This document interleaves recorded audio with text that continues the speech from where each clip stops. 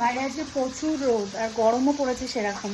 তো দেখো আমার মাছ তো ধোয়া এবং নুন হলুদ মাখানো হয়ে গেছে, গিয়ে স্নান টান করলাম, পুজো দিলাম, তারপরে মাছ ভাজা হচ্ছে। চলো দেখাই তোমাদের। দেখো মাছ ভাজা হচ্ছে,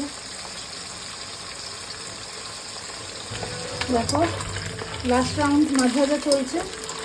আর মাছ ভাজা পাঁপড় ভাজা হবে, দেখি তেল কম হয়েছে নাকি। তেল এখন আরেকটু গরম হবে।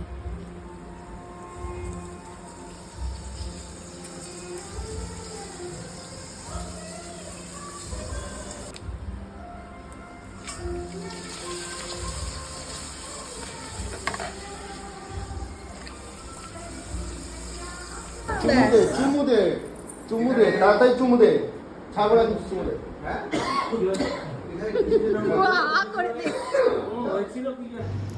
এখানে দেখো শিব, তারপর সঞ্জনা, তারপরে সোহম, মালা সবাই চলে এসছে। এবার বুঝতেই পারছো আজকে আমাদের আয়ন্তীদের গ্রুপের সবাই মিলে হবে পিকনিক আমার বাড়িতে। তো যাই হোক, এইখানে আমার মাম্মাম তো শিবের সাথে খেলা করছে, খুব আনন্দ করছে। আর এদিকে আয়ন্তী, টিনা, জয়শ্রী সবাই কিন্তু চলে এসেছে, পরপর করে সবাই আসছে।